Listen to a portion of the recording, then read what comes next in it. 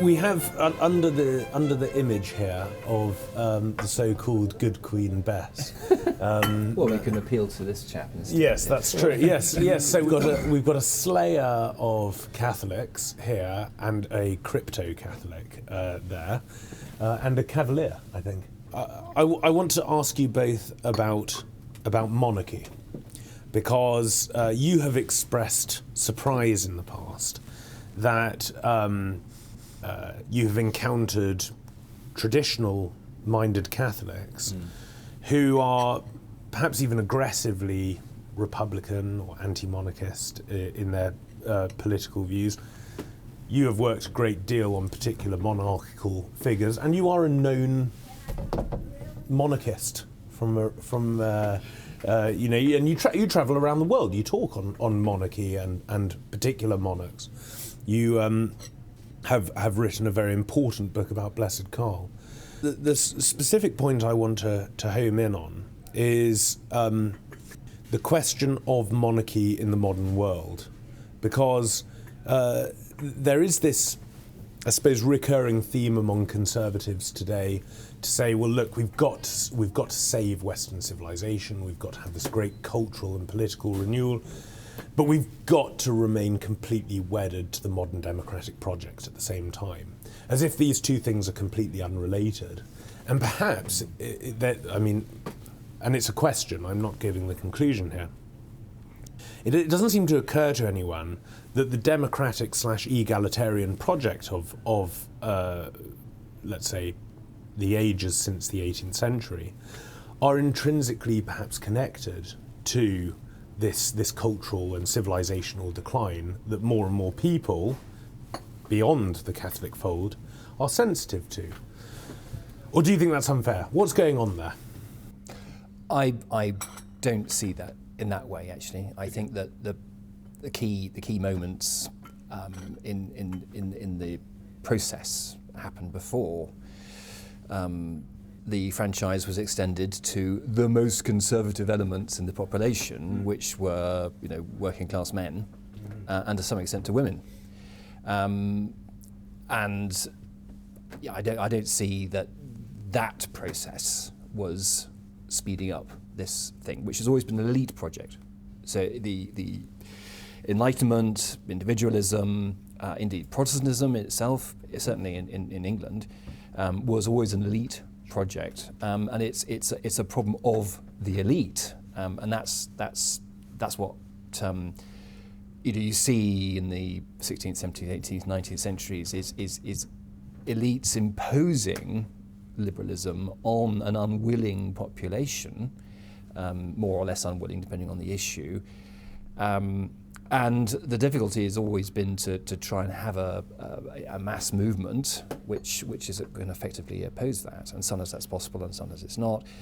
But I think it's been very useful, actually, in the context of British politics, to have a wide franchise, because it means that the elites simply can't do exactly what they want. Right. So I imagine a kind of late 19th, pre-First World War sort of political system which just carried on.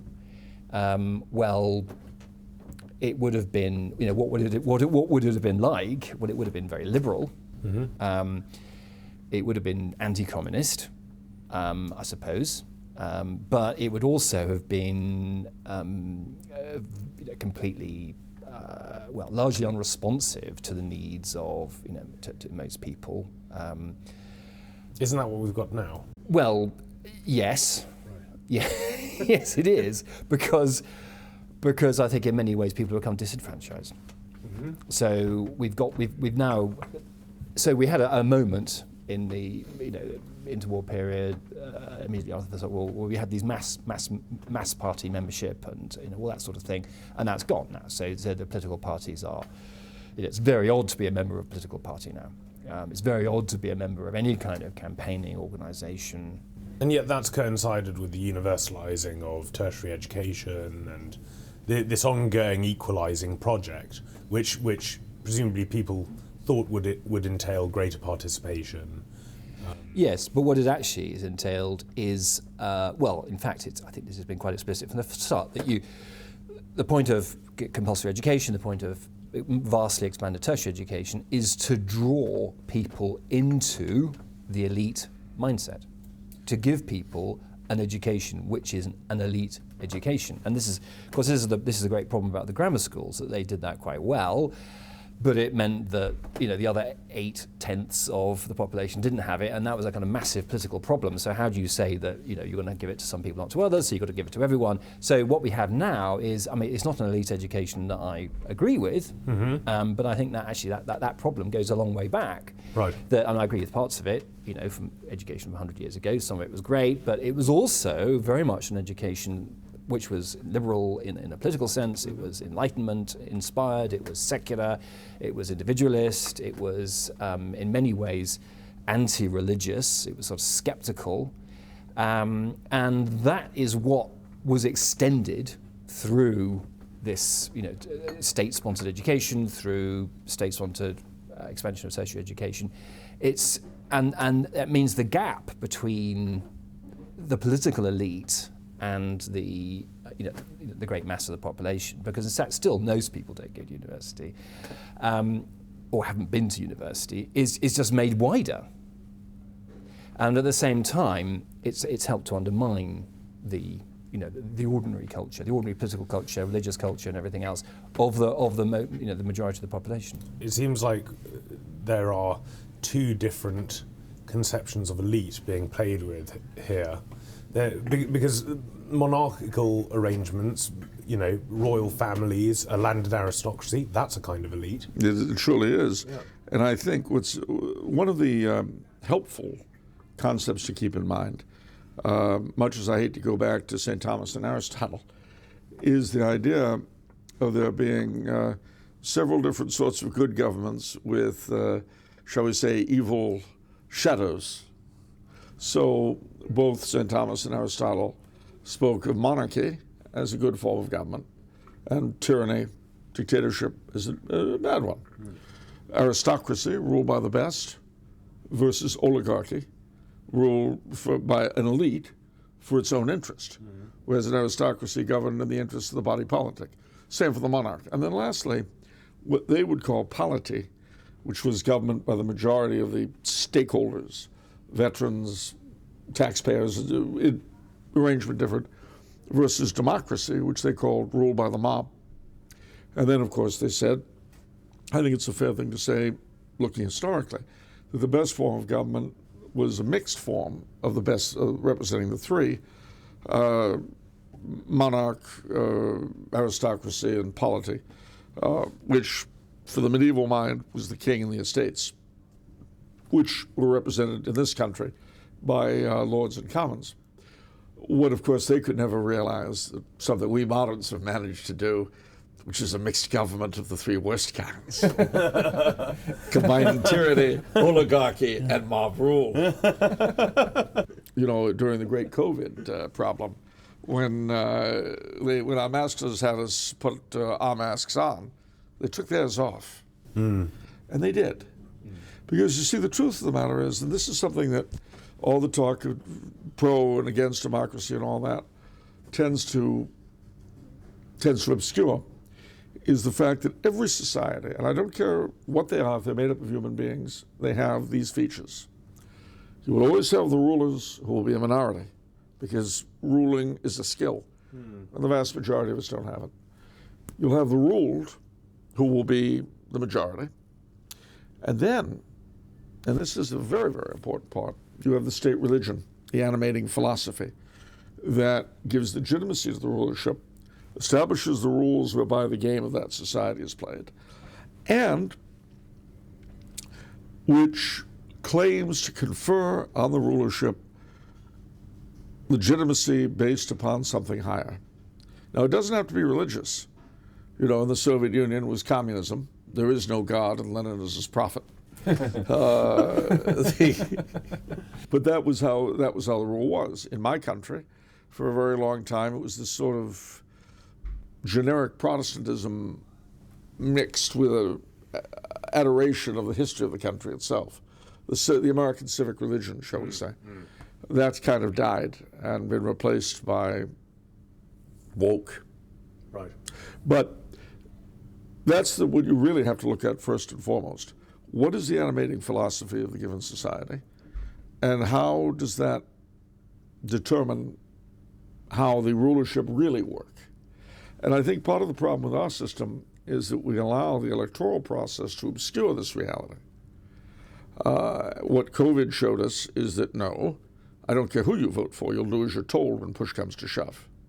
And this is always the case. Yeah. The difference is that we conceal this reality in the way we do things. I'll give an example from British history that's very much in my mind recently. You'll recall that before 1832, the different towns and municipalities and boroughs, they were all almost semi-independent republics. Each of them run by a local oligarchy, for whom, if you weren't a freeman of the town or a guildsman or a member of a livery company, whatever it was, because again, it varied wildly from each place. But if you weren't part of the ruling elite of that town, on the one hand, you had no say. But on the other hand, you knew who to suck up to or throw rocks at, depending on what was going to work. Well, starting in 1832 and going down to just about the present, you had from Parliament, very centrally located, no local action there, a series of local government bills which did two things at once. Gradually, they broke the local oligarchies, except in the City of London, of course, and expanded the franchise eventually to just about everyone. But at the same time, they took powers away from the local governments and concentrated them in Whitehall. So that by the end of the day, anybody could vote for the city council, and it didn't matter. And this was brought home to me, actually, not very long ago in Cambridge, because they were going to have a 4-day-long strike, which was going to shut down the city and the university. And I asked my godson, who was a graduate student there, I said, well, what do the mayor and council think? What the chief of police? He said, it doesn't matter. The MP is in favor of it, and so it shall be. So how does monarchy safeguard against that trajectory? Well, one of the Habsburg emperors said famously that my job is to protect my peoples from their politicians. Absolutely. So, yeah. And that's something which depending on their degree of political engagement, monarchs can do. I was listening to a podcast recently that mentioned George VI. I think it was George VI who was who kind of browbeat the conservative government of the day into kind of dealing with the miners' strike in a somewhat more emollient way, right? Kind of pushing the country into civil war, because he said, try living on their wages, for a week. There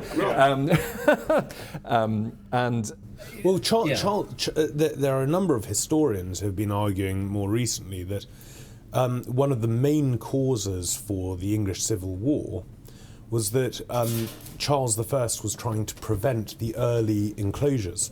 Right. Yes. Right. So these rising mercantile Whig families who were trying to make a shared good, a private good, he kept on intervening. Yeah. And that hasn't been part of the story of the assessment of the English Civil War until I think quite recently. Well, I mean, there are good reasons for that.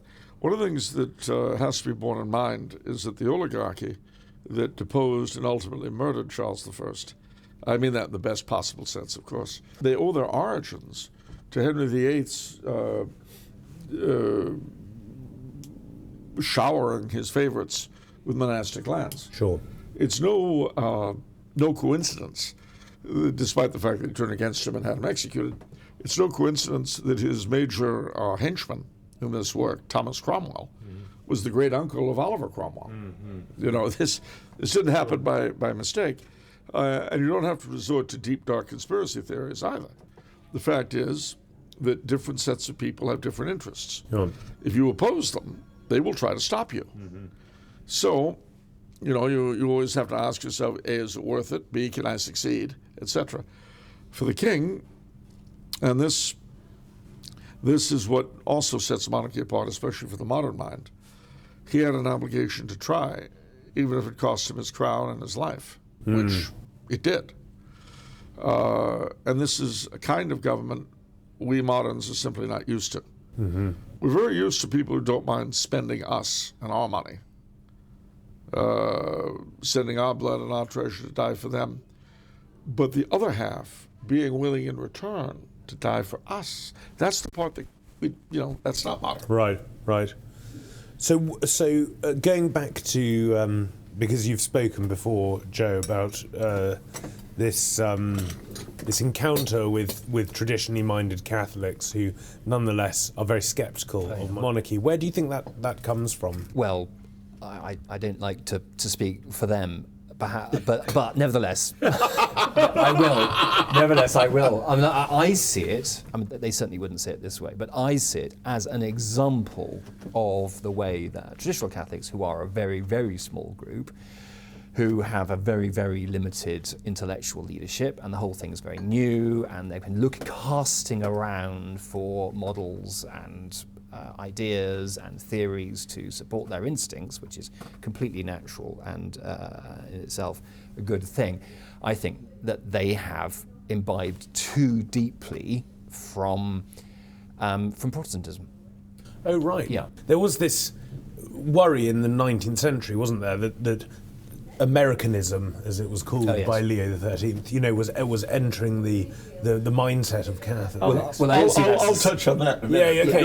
That's not a separate explanation. It's the same thing. It's the same thing. Okay. So, but nevertheless, I see this as similarly in the way that traditional Catholics have jumped on the ideas of evangelical Protestants in trying to explain Catholic thinking about evolution, about the family, about the role of women, for example, of family life, and a whole series of things. Now, they're not necessarily wrong in the kind of the concrete kind of doctrine they're defending, but the way they're doing it is wearing the clothes of people who actually think that we're idolaters.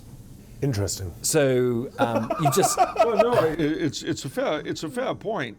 And part of the reason for that is the total lack of leadership in the church. Yes, Exactly. We're not given any guidance. Yeah, I don't blame them. I think they've been totally betrayed by their intellectual leadership. They've got to look elsewhere. They pick up these books, and it's the same with the homeschooling movement.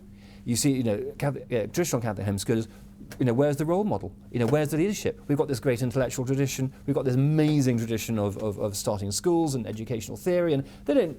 But none of that is being made available to them by their own intellectual elite. It's all too rigid. Yeah, and so they go and look at you go to a bookshop and look at books about homeschooling, and they're the religious ones are written by evangelical Protestants. Well, of course they are. It's very strange though, in a way, because there's a paradox here. We are also used to talking about living in an age of clericalism. So it seems that the clergy have simultaneously, in many instances, and I'm speaking in general terms here, have drawn all powers to themselves within the church, and at the same time have not actually exercised that power prior to the council. In a kind of leadership. You saw the rise, and I would say, really starting with the Re-enchantment, you saw the rise of a sort of crypto-Manichaeanism regarding the church and politics. The idea that the church needed to withdraw from politics, get rid of the idea of the confessional state, make its peace with liberalism, and dwell purely in the higher realms of religiosity. The problem with that, of course, is that it's not Catholic. But it did mean that the amount of useful guidance that would come from above decreased. And actually, I love Cardinal Jornet, but he wrote a piece, it was in his book on Mary, which basically said that any church involvement with the state and culture was to take on the sins of its members involved in those things. When you've done that, or even, God bless him and God rest him, Benedict XVI, in his address to the Germans, the German government, he made the declaration that the church was purified by having nothing to do with the state. Yeah. The very commonly said notion. And that losing its connection to the state, losing its quote-unquote privileges, was a good thing. Yeah. Well, when you said all that, basically, if that is true, and I do not believe it to be because it runs counter to everything before the 1880s, but if you say that's true, then in truth the church does have nothing to say. Nothing at all in these areas. Yeah. Well, yes. Although, as a matter of fact, they do. Well, of course. They do say things. Well, they do. Just very unhelpful things. Yes, very unhelpful things. And in fact, it's a matter of jumping on secular bandwagons. I was going to say, they say whatever the liberal elites want to be said. It's kind of like being Anglican without the beauty. My definition of ecumenism. We take on the Anglican lack of belief, and they take on our lack of taste. What's interesting, though, is there's also a very powerful theological movement underpinning this. I mean, I went through a stage of trying to read a lot of the Nouvelle Theology theologians, and they're very different, actually. I mean, they have very, very different things to say, and they're not a single monolithic movement, but they are all united. The more orthodox ones, like Henri de Lubac, to the really crazy, Schillerbecks and so on, they are all united by this belief that the nature-supernature distinction is erroneous, and it's an Augustinian corruption of Christianity. Yes. And that the incarnation has actually supernaturalized the entire cosmos, and they all have different ways of saying this. Now, if you do think that actually the natural sphere is where supernatural grace is properly operating, then it's not really obvious what the church brings to the history of the universe. Oh. And so what it ends up doing, I think, there's the theology itself leads the clerical hierarchy to think that its proper role is to be a kind of cheerleading organisation that cheers on the forces of progress in the world. Right. Of all people, the one who best captured that, believe it or not, was Aldous Huxley. In Brave New World, he has the Archbishop of Canterbury has been replaced by a figure called the Arch-Community Songster of Canterbury. And I'd forgotten that. And that really sums up the role that this gives the church. In truth, what it does is it destroys any relevance the church has. Yeah.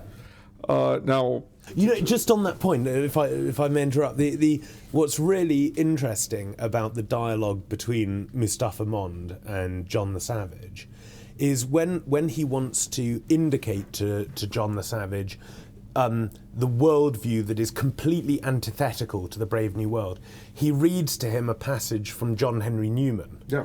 And I think that Huxley was, I think he knew more than he kind of indicated, because of course Newman's entire project was to safeguard the nature-supernature distinction. All of his homilies are about what natural virtue and a commitment to the absolute mundane looks like, kind of bourgeois morality compared to the radical call of the gospel.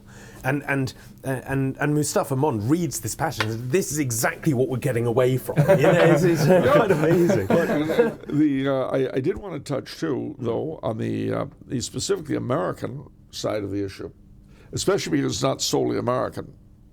There are two things at play. One comes from the American Protestants, and that is the idea of American exceptionalism. We are the shining city on the hill, the last best hope of mankind, etc., which should be obvious to everyone and sometimes isn't for some reason. But the way that became internalized by the many immigrant peoples, Catholic peoples that came to the States, was the great heresy of Americanism, which is not to be confused with a patriotic love of one's country. You have to say that for the American audience, or they'll think you're saying that to love America is heresy. No. If I believed that, I'd be woke, you see. Fine distinctions here. It's very important. Well, you see, wokery is the flip side of American exceptionalism, the way Unitarianism is the flip side of Calvinism. So we go from being the last best hope of mankind to being the most evil nation that ever was. And of course, neither of these are true. Right. So as with Calvinism or Unitarianism, you can have either heresy you like, so long as you have a heresy. It doesn't matter which.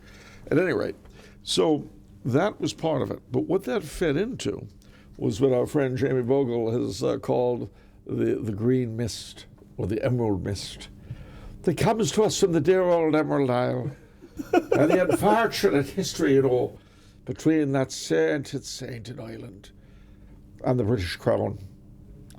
And that, too, romanticized, taken out of all context to reality.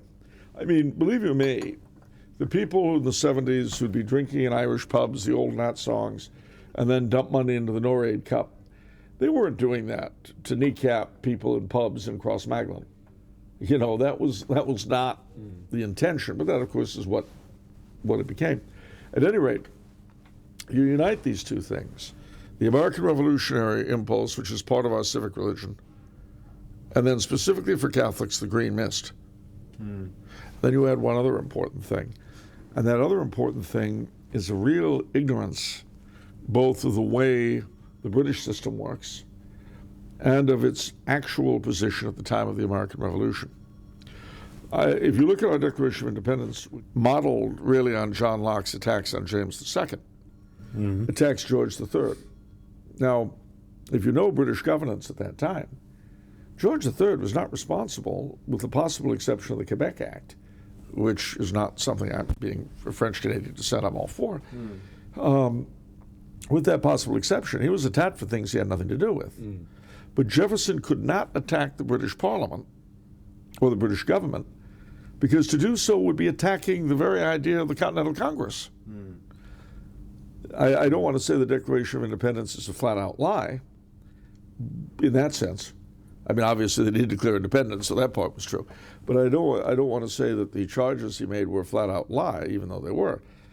But they were very inflammatory, and they were meant to break the position the king had had in the popular mind of the colonies.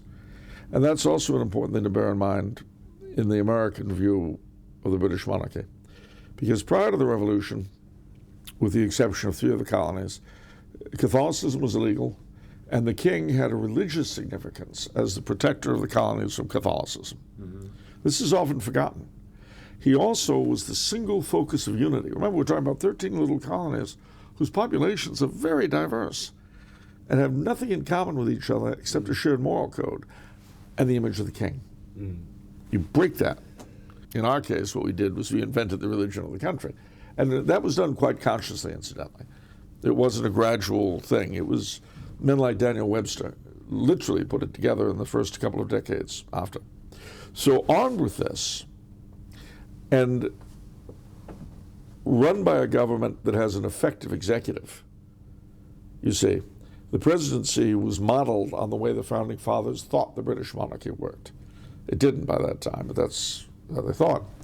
And you ended up with what Eric Nelson calls, he said, and this was exacerbated in Britain by the fallout from the Revolution, but he said on one side of the water, when our Constitution was finished, you had a monarchy without a king, and on the other, a king without a monarchy. So as a result, when Catholic Americans look at Britain, or Canada, or Australia, and they see the royal assent given to abortion and sodomy laws, et cetera, their first reaction is when our president signs those laws like that into being, because our president can veto them. Up to a point. Yeah, well, 2/3 majority. But it's very difficult to get that 2/3. Sometimes it happens, but it's always newsworthy. Nevertheless, it's not absolute. Yeah, and it's always newsworthy when it does happen. So where all of this brings us is the idea, is the same like with Charlie Ford and all that. Why doesn't the Queen stop it? The fact that she can't is something that's very difficult for Americans to understand. What's interesting is that the attack is often framed as, why doesn't she stop this bill from being pressed and passed? But the attack is rarely launched at the MPs who are actually the agents of the bill and write it and press it and pass it. Well, that's very true. It's very strange. Is that because that would mean that you'd have to in some way actually end up attacking the people who elected those MPs? Exactly. Right. And the democratic process. The democratic process itself. Well, either that or, you should attack the people who attack it through democratic means. I mean, this is the whole thing is a sort of helplessness, isn't it? It is. Don't expect us to do anything about it. Don't expect us to campaign on the doorstep or to leaflet, or to do anything. No. We're just going to criticise this figurehead who hasn't even signed a piece of paper because that's not necessary under the British system. No, sure. No, and to my way of thinking, what's sort of illustrative of the whole problem for us in looking at you, and why I think you're right in terms of projection. For years, we American Catholics were able to say, oh, look at Roe v. Wade. When Roe v. Wade was imposed on us by the judiciary, the vast majority of Americans believed that abortion was murder.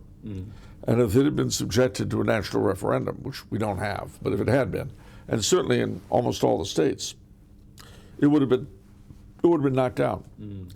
But the very fact of the Supreme Court declaring it a right invested it with a certain sanctity. That's one of our, with the single exception of prohibition. With us Americans, usually we consider what's legal to be moral and vice versa. That's why when the judiciary makes a move like this, for most Americans, it can be a moral shift in their own views. So what happens? Roe v. Wade is quashed. Now, for good reason, because it was terrible law, but we'll set that aside. Notice what happened next. In state after state after state, pro-abortion amendments were added to the various state constitutions. Every pro-life measure that has been subjected to an electorate in any of the states has gone down to defeat. There have been a number passed by state legislatures, thank God. But the people themselves want infanticide. And that's something we have to live with. They have been corrupted by their betters over the 50 years that we had Roe v. Wade. And we're barking like the dogs our masters think we are. Now look, should we have a pre-lunch walk? Because I think it's not raining anymore. Raining.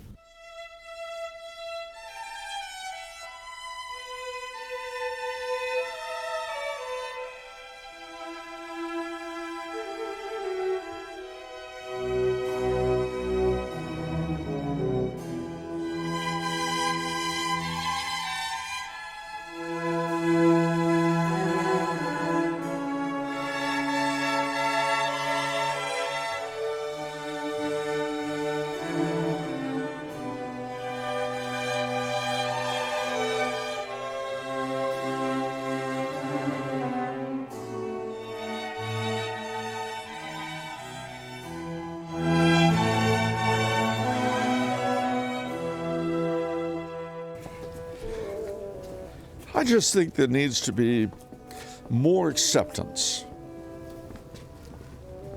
I just thought I'd throw that out there. Do you want to develop that thought? No. And a culture of encounter. Yes. I think that's what we're practicing right now. I think what we need is sustainable, transparent, and democratic change.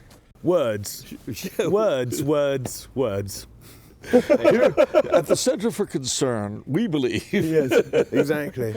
Always thought it'd be a great name for an organization, the Center for Concern. There does seem to be an appetite for I've used the term, and I know that Joe is less keen on the term, but it's popular at the moment. The terminology of re-enchantment, that in some way the Enlightenment rationalist levelling of the world has pushed out actually ways of seeing the world that are true and real, and now there's this massive appetite for recapturing that.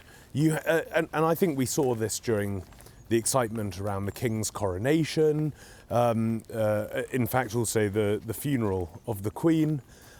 People were fascinated by the ceremony, and actually the institution that bestows that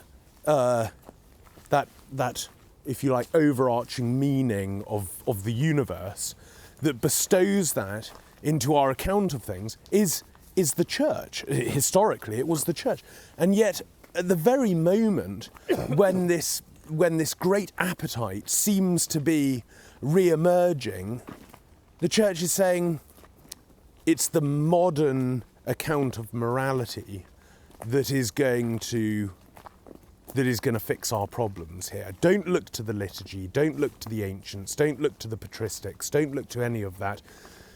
Use the language of modernity, use the language of encounter, use the language of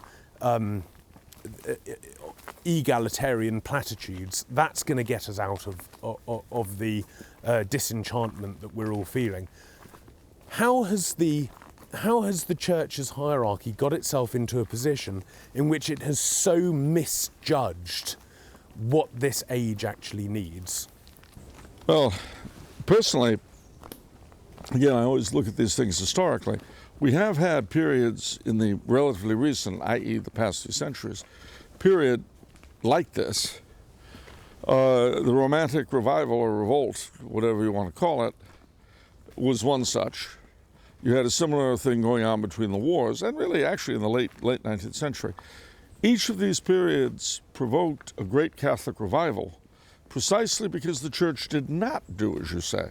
Right. Because the church said, you know, your basic instinct that we've messed things up somehow, we've taken the wrong path, it's absolutely correct. Oh, and here, by the way, is the alternative that actually created everything you're attracted to. Mm-hmm. That was what we said then. But one thing I think is very, very important to bear in mind is that the leadership in the church today, and now I'm going to get very ageist, but I can do it because they're the very oldest members, the generation of which I'm one of the very youngest. In the 50s, particularly, there was a great cult of progress in the West. And you can see this all through the documents of Vatican II. Now, I'm not talking about their validity or this or that. No. I'm talking about their style, their manner. Mm-hmm. We've beaten the Nazis. We've got all these scientific advances. We're going forward out into space. Mankind is being drawn together through communications. Modernity is bringing all sorts of gifts. And the old paradigms don't work. You know, we're having extreme unction in the face of laser surgery. We're having blessings of cars and so forth while we're sending people to the moon. This is an easy trap to fall into for anyone, to think that because things have changed so much in the immediate, somehow the realities have changed.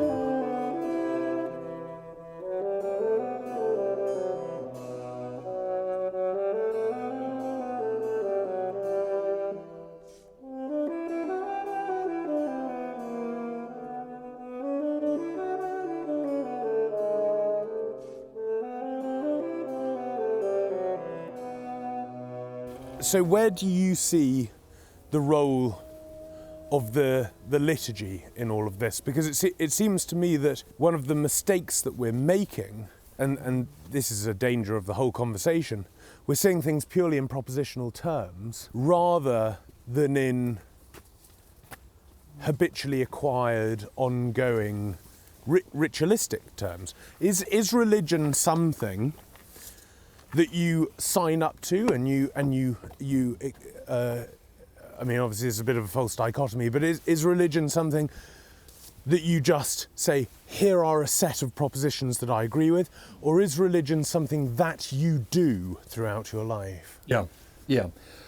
Yes. Well, it's a supreme irony that the people who are most critical of propositional theological ideas and you know, creedal Christianity and so on were the liberals. Yeah. In the 60s. They were all about, you know, lived experience and so on, but they didn't seem to be very good at it. They didn't seem to be very good at actually living a Christianity that would survive, you know, through the generations and actually create a culture. And so in fact they were rather hostile to Catholic culture, popular devotions, and so on. It's an extraordinary paradox, actually.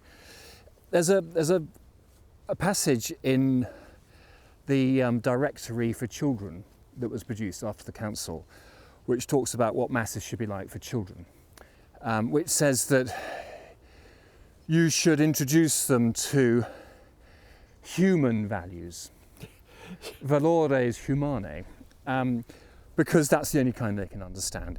And that may in time lead them to Christian values. And what are the sort of sharing your biscuits? Exactly. And, right. You know, fellowship and... But you know why that's so wrong? Yes. Fairy tales.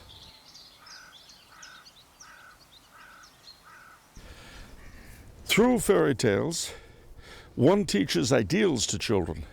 It's not enough to share, to share your biscuits, which, you know, great, share your biscuits. It's not a bad idea. But to be willing to fight and die for a glorious cause, to rescue the princess, to slay the dragon. The dragons can be slain. Yes. As I think someone or other. Chesterton. Yeah, some dead guy around here. I knew he was someplace. He is very true. These things tell us very, very, very real, very important things. And we try to escape them at our peril. By trying to escape fairy stories, we're trying to escape reality. And that's never wise. The Eastern Orthodox seem to be at a certain advantage here, because they seem to have maintained the primacy of the habitual over the propositional in terms of the practice of the faith, and at the same time done it without entering into a kind of progressive or liberal justification for that. And it's very interesting that it is people who have converted to Eastern Orthodoxy, and I'm thinking of people like Bentley Hart and Jonathan Pajot, who have taken to writing fairy stories recently. Oh, really? They're both publishing fairy stories. This is true. And it seems that on the Latin side of the church, we have sort of completely vacated that space. I think there's a very good reason for it. You know, one of my jokes, and it's not much of a joke, is that in the West, authority ate up tradition. And in the East, tradition ate up authority. Oh. So now you'll find both sides. What's good in either side is exaggerated. Right. What's bad, well, it's the reductio ad absurdum. Today, the papacy has become the all-powerful dictatorship of Orthodox and Protestant fantasy. And Orthodoxy has become the ecclesiastical anarchy of Catholic apologetics. Do you think that's a fair analysis? Well, it's interesting. I'm sure there's something... Well, think of Moscow and Constantinople. They've excommunicated each other. Yes. And who's going to repair that? Who can fix that? Nobody. Yeah. No one. So you're at this weird place in our history where we've gone down a particular rabbit hole. It's about as far as we can go. Yeah. The question is, can we come up? If I were either a radical or an historian, and I'm one of those two, one might suggest that the two were meant to exist in creative tension, acting as correctives on the other's natural way down.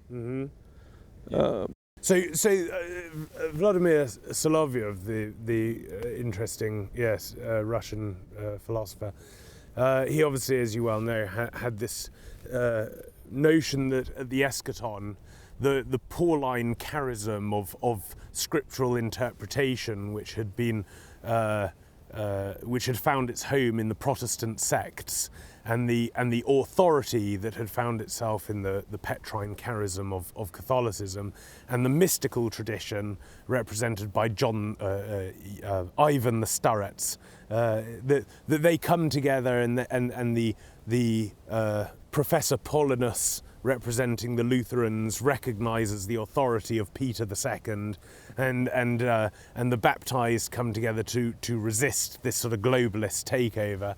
And this parable of the Antichrist has, for some reason I can't imagine why, suddenly sort of re-emerged recently.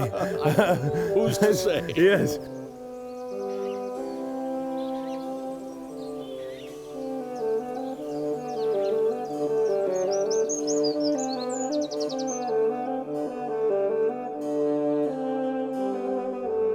Strangely, it's the historically really Catholic countries in continental Europe who are having the fewest children. Yes. Which Yes. I don't know what the reason is for that. I'll tell you if you like. I'm sure I'll agree with you. So tell him. Well, I mean, this isn't something. This is an analysis basically from from a kind of secular point of view. But from a secular point of view, you look at the different countries where the birth rate varies, and England's done surprisingly not too bad. Sure. in that. And the Scandinavians even better. Yes. Yeah. And isn't that strange? Yes. Well, these are welfare countries. The countries that are done very badly, and Japan, of course, is another example. Sure. Italy, absolutely terrible. Spain, really bad. Spain, appalling. So these are countries. These are family-oriented countries. Yeah. So what does that mean? It means if you have a child, you gain a whole lot of obligations. And none of the support. Well, you're providing it. Yeah. Yeah. So it's as they say in Italy, apparently hotel mama. So the child then, you're basically a woman who has a baby is then devoted, forever to looking after this child, young person, young adult, middle-aged man. And that's not true in Scandinavia. In Scandinavia, it's the state's responsibility. Right. So you can have your child, you can go back to work, and you can carry on being a feminist. Yeah. In Italy, you change your life. Yes. You become a housewife. That's the expectation.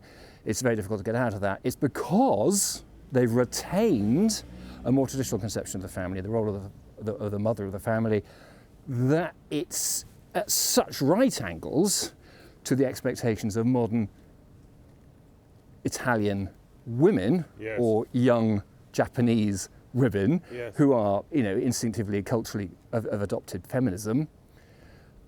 They can't combine the two. Although the Japanese seem to be a unique case, just because the culture seems to have taken such a nihilistic turn. I mean, the men are also just killing themselves all the time. I mean, they've got a terrible suicide problem. Interestingly Because they enough, can't get married. They're right. Although weirdly, the Scandinavians seem to be constantly killing themselves. I mean, we're not. They always have. Yeah, maybe it's dark up there. I mean, we wonder why Ibsen isn't a feel-good writer. Yeah. Well, we're not much better. I mean, among teenagers and adults up to the age of 34 in the UK, the number one reason for death is suicide. Really? Yeah. Especially among men. On that note, I would like some lunch. Hélas, madame, celle que j'aime tant, souffrez que soit votre humble servant, votre humble servant, je serai à toujours, et tant que je vivrai, votre n'aimerait que vous, et tant que je vivrai, votre n'aimerait que vous. Hélas, madame, celle que j'aime tant, souffrez que soit votre humble servant, je serai à toujours, et tant que je vivrai, votre n'aimerait que vous, et tant que je vivrai, votre n'aimerait que vous. I thought this from a young age that when you have roast chicken, you have the entire carcass in front of you, and it's sort of it makes it real in some way, in a way that a steak doesn't. A steak doesn't look like a cow in the way that a chicken does, and in an age of animal-centric sentimentalism, I think it's healthy to tuck into an entire animal like this. Yes. No, it's true. The Welsh rabbit. You concur, do you? Oh yes, no, absolutely. I like fish with their heads on. A Welsh rabbit doesn't look anything like a Welsh rabbit. No. This is a meal perfect for an age of animal-centric sentimentalism. That's true. So I want to, because both of you have in the past spoken about the strange power dynamics that are taking place within the church and seem to be escalating at the moment. You, Joe, have thought particularly about the abuse crisis in the Catholic Church. I mean, it's not. People are often quick to say it's not a crisis that's unique to the Catholic Church. Nonetheless, it is particularly scandalous in the case of the Catholic Church. There are different narratives to explain what's actually going on. What's your view? Well, I think that as the problem is not unique, I think that the explanation is not unique, and that's something which I think has been quite a bitter pill to swallow for people who want to say the explanation is Catholic theology or something unique about the Catholic priesthood or Catholic attitude to the clergy. Well, there may be factors which make it worse or not, or less bad, or whatever. But they're certainly not the key core matter, because it's the BBC, it's the Boy Scouts, it's the NHS, it's everyone. In fact, the more this comes out, the more it seems to be ubiquitous in these institutions. I also think that the pattern that you see of predatory behaviour, abusive behaviour, and the protection of it. So the abusive behaviour in itself, in a way, that's easy to explain. People are tempted in different ways to do bad things, to exploit others, and they do it if they can get away with it. Well, that's easy. What needs explaining is why you have an institution which appears to tolerate it. Even when that is, contrary to the purpose of the institution, but also, even from a kind of cynical point of view, it's dangerous to us. It's dangerous to the institution. It endangers its future. Yeah, it represents an existential risk. And again, that's true not only of the church, but it's true of many other institutions. So that is what needs to be explained.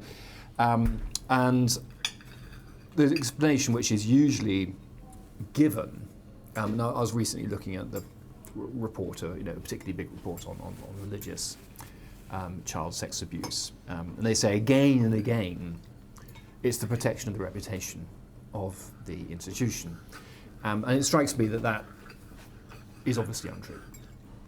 It doesn't fit the facts at all. Why would you?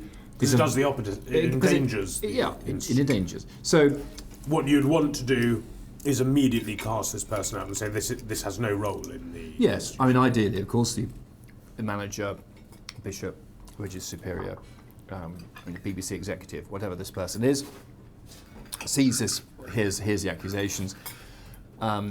Ideally, they'd call the police, but if that's not, that might be a bit embarrassing. There is an alternative, which in fact people have often done in these situations over the years, which is to say to the accused person, look, I've now accumulated a file full of accusations against you. There's clearly something going on. Please take yourself out of this institution. I'll give you a good reference and you can go somewhere else. Now, in fact, that as I say, that very, very common way of dealing with it. What's odd is it's not a universal way of dealing with it. What's odd is that it's not what people always do. Because in that situation, the abuser does take himself off. So there are many examples of that, but what's really, really weird is when, instead of doing that, the person in charge says, you've been accused of this, things are getting a bit hot for you, aren't they? Well, I'll give you a promotion. I'll give you a promotion. I'll move you to pastors new, where you can carry on. Is this an Anglo phenomenon? Is this America and, well, let's say Anglo and Celtic or something? I don't think so. No? No. I mean, America was hit hard by this. There are a lot of. There's been a big problem in Latin America. Okay.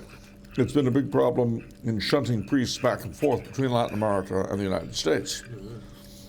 I mean, in my archdiocese, it was particularly bad because our Archbishop, Cardinal Mahoney, not that I want to name names, Roger Cardinal Mahoney, hid a ton of these people. And as is the case in other places in the church today, if you were accused and he didn't like you, you were thrown to the dogs. If it was the opposite, then you go to the mattresses and hide you. Now, this was a terrible thing, and eventually the civil courts forced the archdiocese to make all the records of these known. Now, when that happened, we had just received a new Archbishop Gomez, who's a much better man. And he read the accounts that had been made public. I mean, he knew nothing about the situation beforehand. He had just come in from San Antonio. He reads these things and he's horrified, as any decent human being would be. And he immediately announces that Cardinal Mahoney would be retiring from public life and would be spending the rest of his day in prayer and contemplation. Well, Cardinal Mahoney then turned to Pope Francis and demanded an apology from Archbishop Gomez. Well, Pope Francis did just that. Now, to be fair, Mahoney was not actually a priest of the Archdiocese of Los Angeles. By virtue of being a cardinal, he is a priest of the Diocese of Rome. Oh, yes. And so, in reality, Archbishop Gomez did not have the right to say this. But, again, if you were a decent individual, given what was admitted by Cardinal Mahoney, it's hard to see how you would have behaved otherwise, But, as a result, the Archbishop had to apologize, and Mahoney continues to run around the Archdiocese. In the first few months of his vindication, he had meetings in each of the deaneries, telling all the priests why he had been, terribly persecuted and stuff. It was very stomach-turning material. The question is, why is this? I mean, your example that you just gave illustrates it perfectly. Pope Francis intervenes to protect. Well, not everybody. He threw Cardinal Pell and Cardinal Zen. Well, that's true. So it's not like he protects everyone. So why is there a culture of protecting such people? Love wins. Well, I think it has to be understood in the context of the power dynamics of the institution. So it's in the interests of the manager to not just protect, but also to provide with continued opportunities for abuse. Those people who are useful, whose loyalty you want to secure. Yeah. And it's as simple as that. People of that sort they have been used by dictators from the get-go. Think of Hitler and Sturm.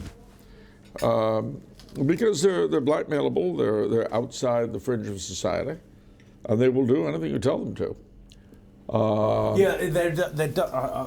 I thought this. There does seem to be an analogue in political life, where people surround themselves with people about whom they have certain information. Yeah.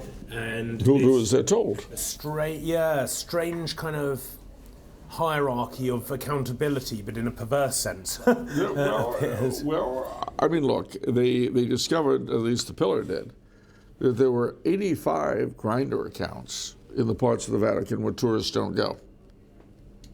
85, that's a lot. And all I can say, when people have done This is a dating app yes, very, very specialized. for men who like men, basically. Yeah. Yeah. So I was asked, how can I communicate directly with the Curia without going through the bishop or nuncio? I said, get a Grindr account. But no, I can't help myself. It just seemed obvious. But I don't think that we need to imagine necessarily any kind of blackmail by the superior of the or anything like that. It's simply a matter of what can be a positive thing, which is loyalty, going both ways. I mean, if you want people to be loyal to you, you give them some measure of protection. Obviously, there has to be kind of conditions attached to that. But just recently, we've got the Metropolitan Police firearms squads handing in their weapons because one of their members has been accused of murder in the course of duty, and they're saying, well, look, we can't operate under these conditions. The way that these murder investigations are being carried out is inappropriate to the kind of situations we find ourselves in. Yeah. And they may be right, they may be wrong, I don't know. But in either case, they want some kind of feeling that their superiors are protecting them in exchange for their hard work, dangerous, under work and so on. And that's entirely reasonable. And the same is true of any organisation. You've got to have some kind of quid pro quo. Because, remember, for any number of real accusations, you also have false ones. Yeah, sure. And one of the things, again, in Los Angeles that was kind of telling, not just in LA, but the state of California, was the effort to have the statute of limitations removed on these sorts of crimes. Now, what I found interesting about that was that initially it was only for Catholic institutions. So that obviously got knocked down. But then it was extended to private institutions, but not state institutions. Yeah. And herein lies the problem, because there's a lot more molestation, a lot more accusations in the public schools, which in America mean government schools. We're not talking about the American Eton. But there are a lot more accusations in public schools than there are in almost anything else. But because of the statute of limitations and because the state refuses really to pay anything, these don't go reported. And my advice to various Catholic bodies when they were trying to fight the lifting of the statute of limitations on private organizations, my advice, and maybe I was right, maybe I was wrong, but I said, don't fight it, embrace it, and say no exceptions. Yeah. None. Yeah. Everyone loses the statute of limitations, and then we'll let the public schools take care of themselves the way the rest of us have to, and then we'll see what happens. But again, the problem you have is that these things really do take place both ways. You've had priests' reputations who were quite fine priests destroyed over nothing. Sure. Well, that whole play, Doubt, which is about exactly this sort of thing, I think it very truly and rightly ends on a question mark. You never actually know if the priest was guilty. And the truth is, unless you're the priest and or the accuser, you can't know. I remember with Cardinal Pell, I was in the sacristy in Sydney Cathedral. And I can tell you there was no way anything could have happened there because people were walking through it all the time. Yeah.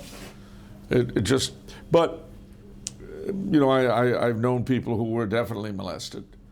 I've known priests who were definitely molesters. I've known priests who were accused wrongly. Yeah. One of the priests of my childhood molested apparently the ex-president of the Philippines. And that had all sorts of unforeseen results, as you can imagine. It seems to me that one solution would be for the laity who don't have a stake in clerical careerism to say we don't want priests like that. We don't want a kind of homosexual cabal sort of running the show. it puts our children at risk. It makes all sorts of things complicated.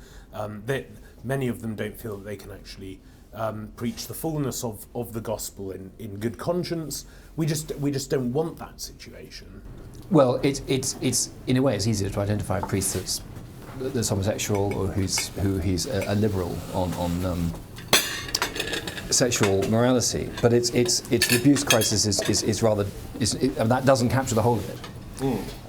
So it can be anything, as we've now seen. There are priests or indeed lay people involved in the church, like Jean Vanier, who lines up adult women to abuse, and Marco Rupnik is another example.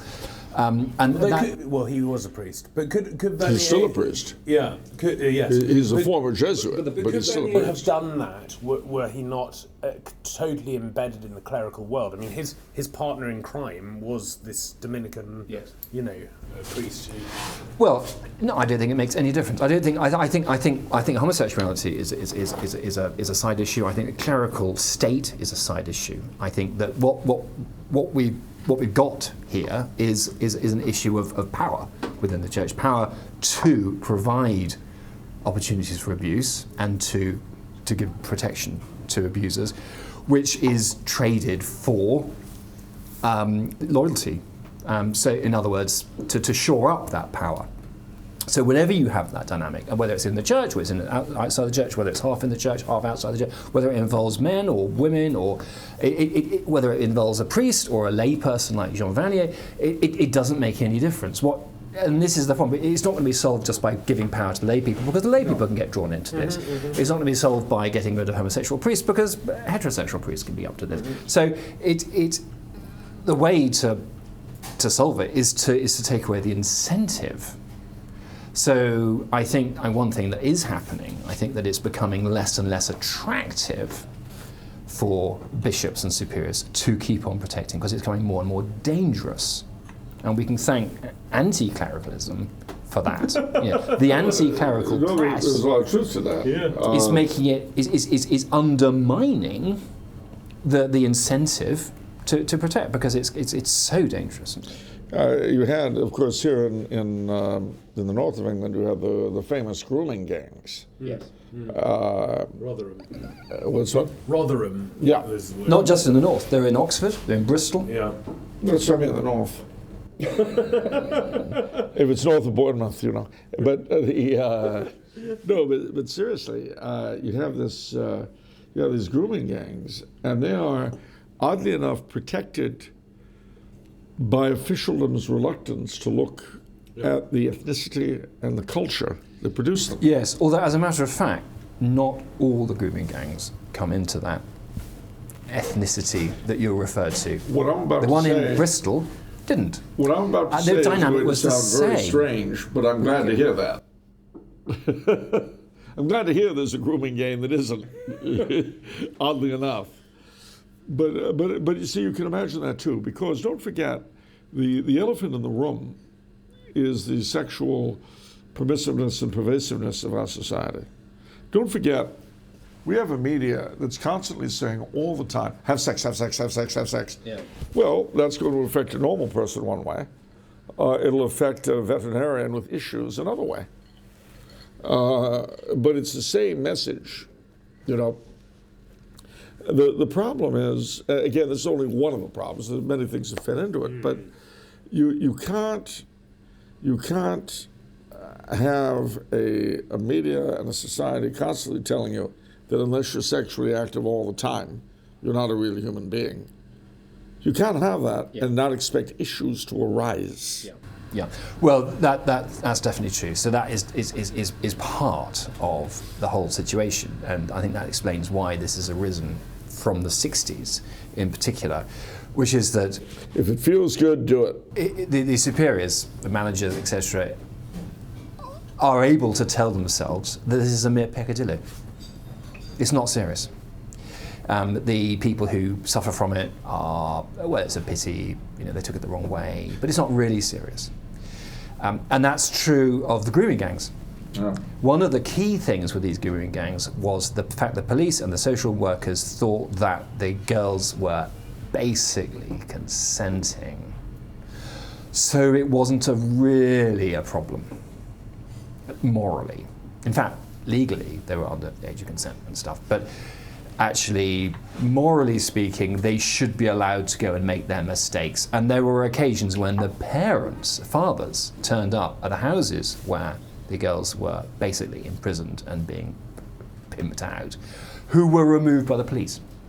The fathers were removed. Oh, that's comforting.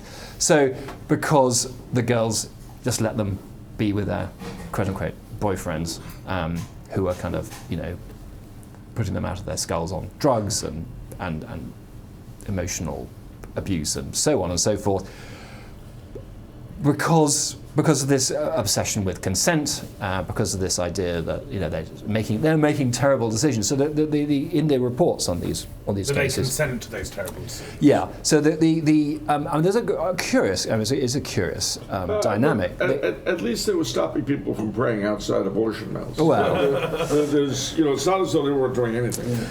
The social workers would say, on the one hand, they must be allowed to do what they like.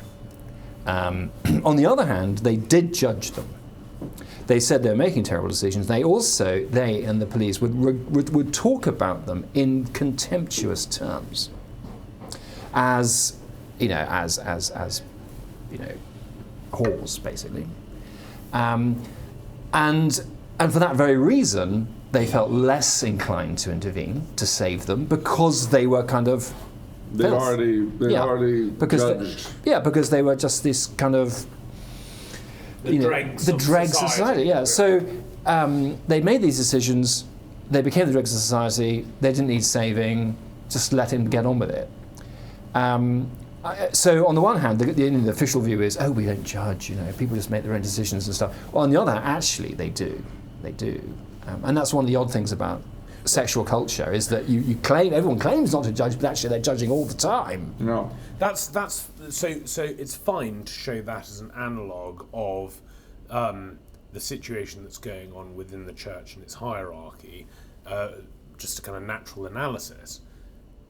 And maybe I'm naive, but the church is meant to be God's answer to all of that. It's meant to be the answer to sin and the corruption of human nature. The church is meant to is a kind of, it's offered to the world from without by God, so that it can proclaim the gospel and redeem our nature. Yes. And so That's very rigid. Right. Well, it just seems very. Once you start applying that natural analysis that we see going on in society and so on to the church, and say, look, it happens there, it will happen here as well. Well, no, hold on. We should be particularly scandalised. Oh yeah, no, absolutely right. Yeah. No, we should, and indeed we are. I think it's fair to say that we are, and indeed even the secular society is particularly scandalised by it happening within a Christian denomination. It's true, partly, to be honest, because it seems to justify every anti-Catholic prejudice. Yes. But partly also from a natural repugnance toward the best being corrupted. Right. I mean, mutatis mutandis, it's the same with royals getting into scandals. You've got God knows how many elected politicians get caught up in the Epstein thing. And we sort of figure, well, scum will be scum, so what? Mm-hmm. Prince Andrew. And the world moves on its axis. Yeah. Because oddly enough, no matter how Republican you may think you are, you hold the royals to a higher standard. Well, similarly, no matter how non or anti-Catholic you may think yourself to be, you instinctively hold Catholic priests to a higher standard. But remember, Bill Gates was going to see Epstein for philanthropic reasons. That's what he said. Well, he was. It was his scholarship for young girls. Right, exactly. They were taught things they could never learn any other way. I'm not sure that, Prince Andrew didn't quite have that excuse. Whereas they've all said subsequently, this was a wealthy man. We're trying to do great work across the world, and we thought that he might want to donate to our just global. And it helps to have blackmail on him. Yeah.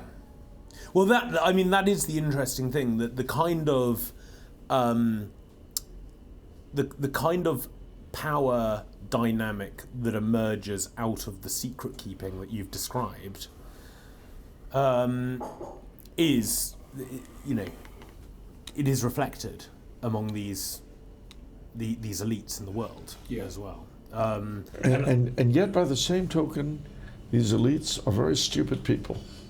I mean, stop and think about it. What kind of a moron opens himself up to that kind of blackmail? How idiotic do you have to be?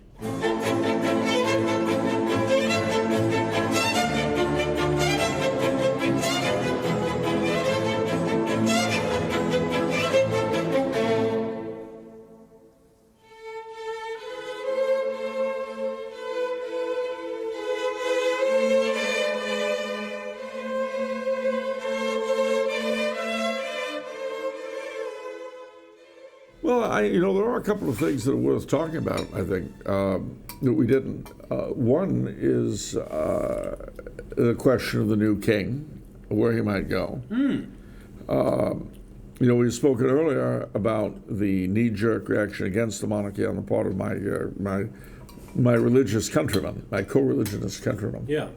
And what we have is this warmed-over propaganda. You remember, and this is true of any revolution, no matter how old, it has to constantly justify itself against the enemy. Why do you think it is about this whole anti-Habsburg thing in Austria? It's crazy. It's utterly stupid. There's a revolution in the English language on Habsburg historiography, and I'm not talking now about the sanctity of Kaiser Karl. I'm talking about the fact that the empire worked. That the Habsburgs were actually very humane leaders who knew what they were doing, better than any of their successors. This is the kind of thing that's coming out in English historiography. But in Austria, no. We must hold on firmly to the mythos of Karl Renner, the great Nazi collaborator, the great Soviet student, the man who betrayed his empire. I mean to say the great hero. Right. So I've recently been attending lectures at the Temenos Academy, and this I think is indicative of a very interesting side of our King Charles. So the Temenos Academy was founded with the encouragement of the then Prince Charles by Philip Sherard, the English convert to Greek Orthodoxy, Kathleen Raine. And Kathleen Raine, the poet, Who signed the 1971 petition for the traditional mass. She soon lapsed after that, interestingly enough. She stopped practicing As an Anglican? As a Catholic. No, I thought she was Anglican. She was Anglican, she converted to Catholicism, and then she lapsed, and she didn't practice Really? for the rest of her life. Yeah. When did she convert? In her 20s. I hadn't heard she'd converted. I didn't know that. Yeah. Gosh, I must... But it's a very... I've been extremely impressed by the Temenos Academy. It is an attempt to look into that kind of religious vernacular of Neoplatonic language and inspire wonder. And one of the interesting things is that it is extremely critical of modernity. It thinks that modernity itself is one long attack on wisdom, and also it largely holds that I ought not to speak for it, but this let's say looking at people like Sherard and Raine, they think that wisdom is conveyed tacitly and implicitly through the prism of tradition. And so it's very interesting that King Charles has taken this on, and I think he remains its patron. Yes. Yeah. Oh, right. Yes. Don't forget. I mean, if you've read his The Vision of Britain, he goes on at some length about St. Catherine of Siena. Right. No, and the special that accompanied it. I've got a long enough memory. I remember when the special came out at the same time as the book. This is 20 or 30 years ago now. But they show the setup of Siena, and he goes on about this and said, Catherine, now this is a great example of her thought influenced by the city and how the city should be and blah, blah, blah. in a very good way. And you see, one of the things I have to say that does annoy me a little bit when especially Catholics criticize these kinds of efforts, yes, they're far from perfect, precisely because they are not grounded in the faith. But we're not doing that, if you see what I mean. Yes. Well, this is the thing. So I went to a lecture at Temenos recently, and it was a chap called Professor Ravi Ravindra, who is Professor of Vedic Studies at an Ivy League university in the US. And the topic was the Johannine teaching, God is love. What does it mean to say that the divine substance is love? And over an hour and 15 minutes, he went through the scriptural text, and then he went into the Rhineland mystics, looking at Henry Suso and Meister Eckhart and John Tauler and all of those, trying to draw out the meaning of not just conceptually grasping that God is love, but also having this encounter with God as love. And I sat there, and I was edified and infuriated in equal measure, because I thought, I've been a Roman Catholic for 15 years now. I've been to Mass every week for the last 15 years, often several times a week, and I have never heard the mystical tradition of the Latin Church being opened up in this way. Yeah. I mean, it had all sorts of problems, the lecture, which I could tell, but it was magnificent. And I thought, well, we are spiritually suffocated. Yeah. I have to say, I've been very fortunate. These past 5 years, I've been studying at Trumau, at the ITI. And at the risk of boasting, they've done all that. Right. I mean, they've been, the motto of the school is returning to the sources, as a deer to the font. And I was very, very much taken with, the explanation of God is love having everything to do with the Trinitarian nature of God and with the incarnation, and how everything, all of God's relationship to us is love. It's drawing us into himself out of this mess of a world we created. The church herself is an expression of that love, despite our best efforts to conceal it. And that, the thing is, these things are there, but there are very few places within the church where they're even talked about. One of the things, again, one of the many I miss Pope Benedict for, you remember his Wednesday catechisms. And he had this long series of going through first the fathers and then the doctors of the church. This is something that our Catholic universities should be doing. This is something our Catholic schools should be doing. And they don't. I tell you, even the coronation rite, which in origin is a Catholic rite, and which, if you read it carefully, explains what the church traditionally taught about the relationship of the state to God and to the subject. It's all there, clear as a bell. But we don't know it because we don't teach it. Yeah. And again, the problem is, for us trads, is that we will attack anything that doesn't come out of Catholic sources, which wouldn't be so bad except Catholic sources aren't teaching these sorts of things. You're not going to get a class in the Catholic view of monarchy. The book that you've got coming out, oh, I'm sorry, is this a plug? But the book that you've got coming out on monarchy, to which I was happy to contribute a couple of chapters, not that we're boasting, but you remember that I explored the whole idea of the coronation in Catholic theology, using Catholic continental examples. I'm not saying this simply to plug the book, although I don't mind plugging the book, but to point out that these are things that we should know. And we don't. And we don't because they're not taught. Mutatis mutandis, the first time I ever went into an Anglo-Catholic church, I was all of 15 years old. And I was sent there by Cardinal McIntyre, who was my confessor. He knew that I wasn't going to become an Episcopalian, so that wasn't a problem. But three things really impressed me about the place. One was the liturgy, which was the Tridentine Mass in English, really. The second were the people, who were great intellectuals and so forth, and trying to lead Catholic lives as I saw them. But the other was the pamphlet rock.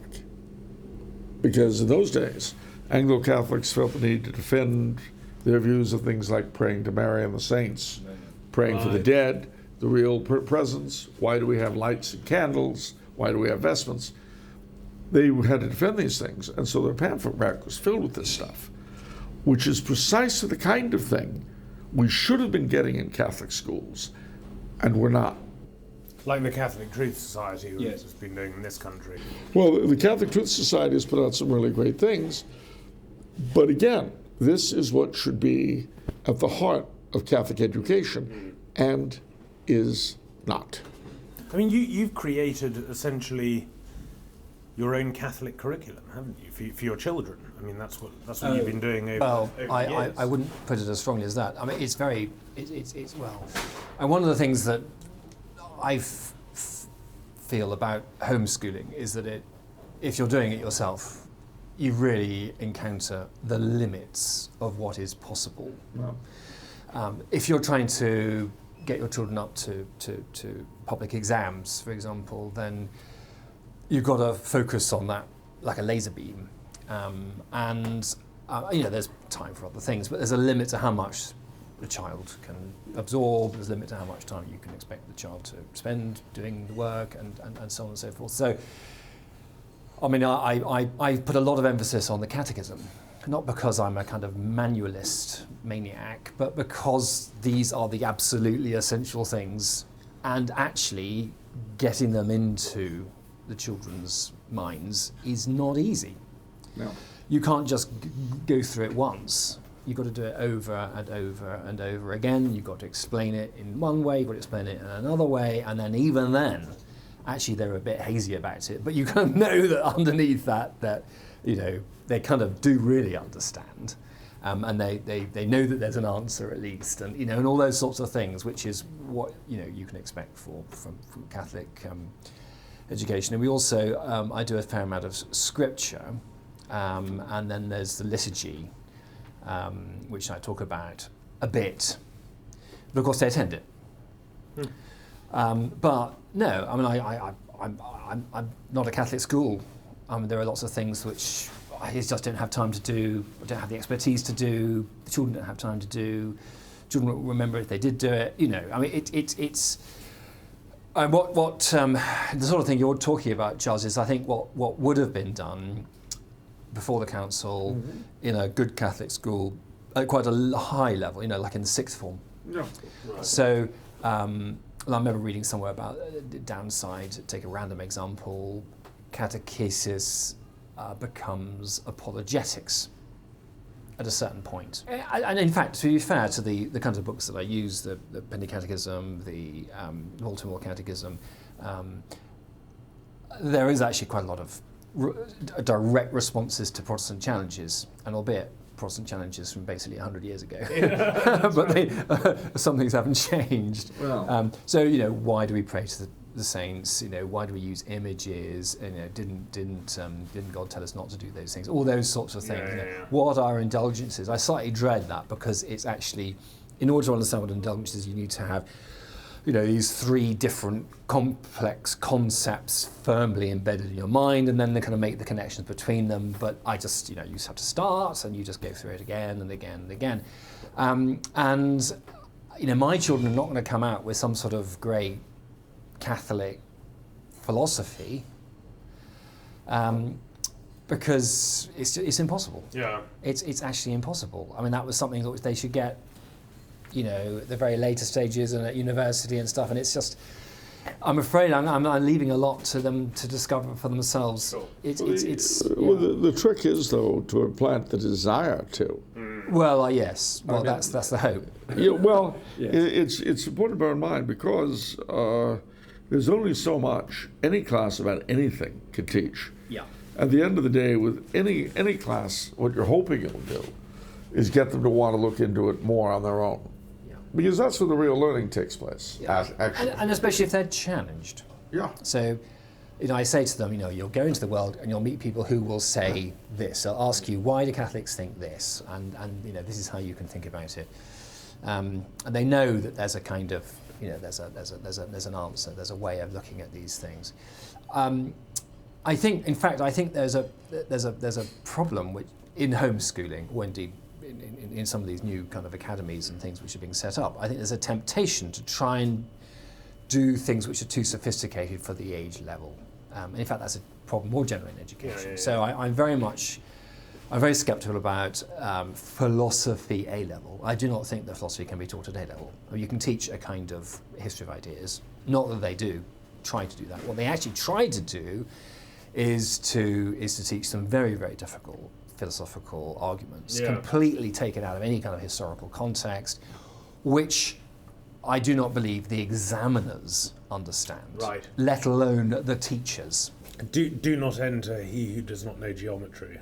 Yes, quite. In fact, many years ago, I was asked to help one of my nephews understand the ontological argument. Ontological argument is not an easy topic.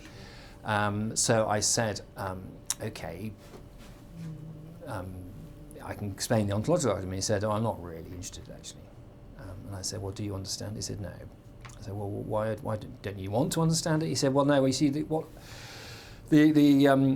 questions at philosophy A-level are very easy to predict, and they give us model answers to learn, and I just learn them, and that's how it works.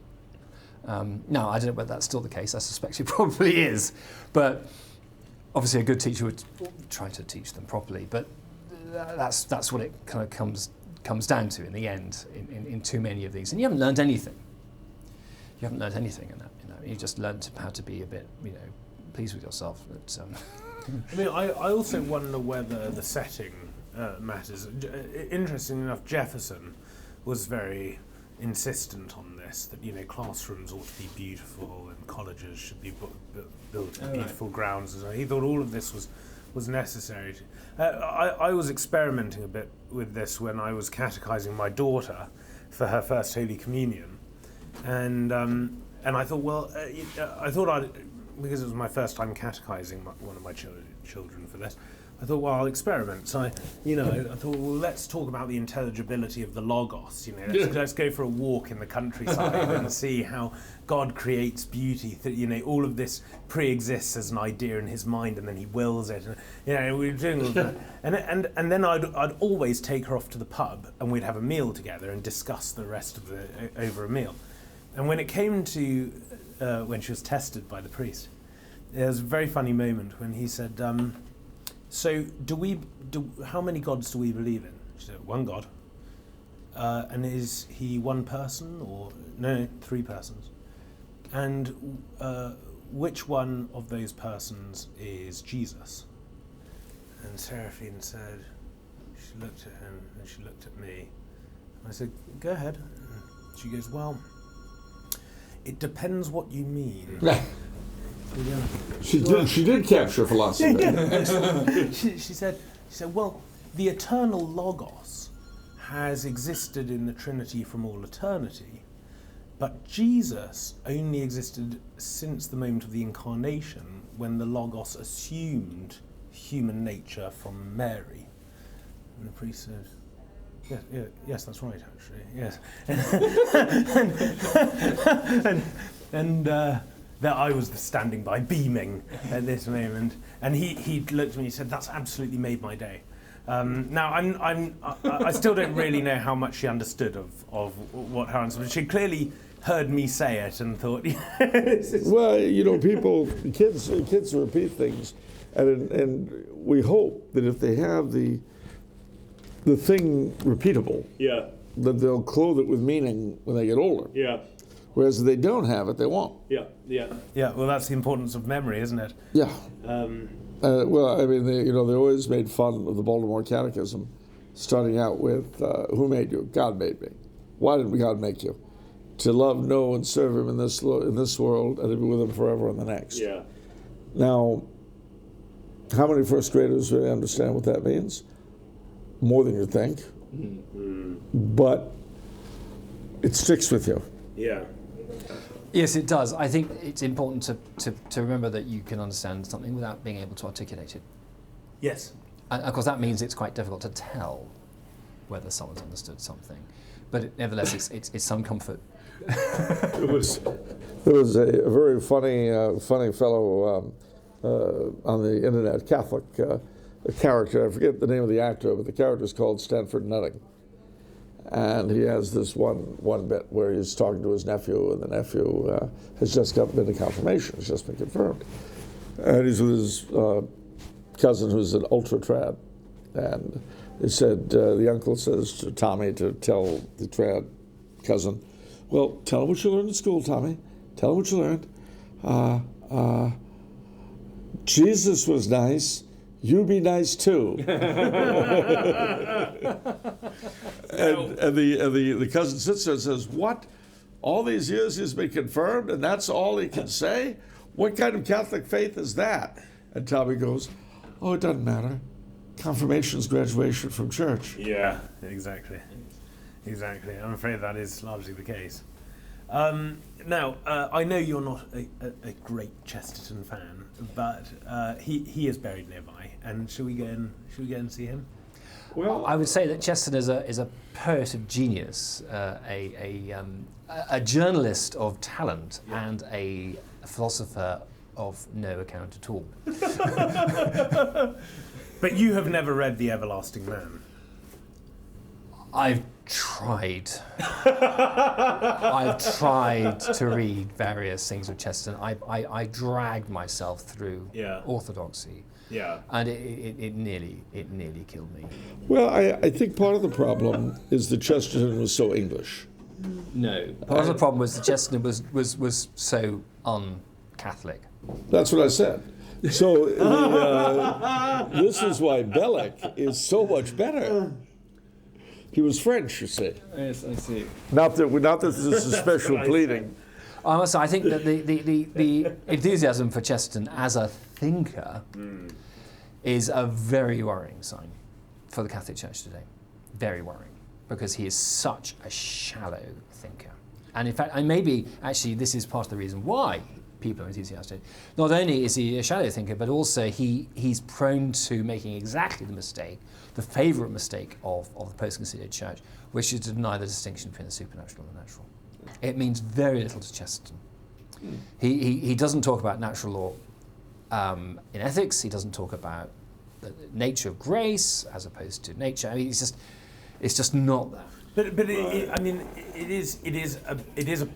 it is hugely problematic, because what we've had in the Catholic Church is people saying there's no distinction between the two. Nature is supernature. You know, the Karl Rahner, although von Balthasar is the same. Yeah, also von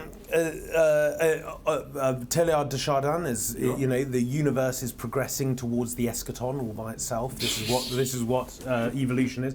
Yeah, they're all making that mistake. But then you get those who make such a severe nature-supernature distinction that they say things like, and you get this in the manuals all the time, they say things like, well, you have natural temperance and you have infused temperance. And your natural temperance is ordered towards your natural goods, and your supernatural temperance is ordered towards your supernatural goods, your heavenly beatitude. And you have these, so you get these two-tier conception of virtue. And you turn the Catholic into a kind of schizophrenic, whereas actually, what Thomas says is that the supernatural virtues are infused into the soul in such a way as to assume into themselves the natural virtues. Right. So the Christian, when he's exercising temperance at the dinner table, which is a purely natural good, he doesn't exercise it in the same way as a pagan, because he's living the life of charity even as he eats his meal with his friend.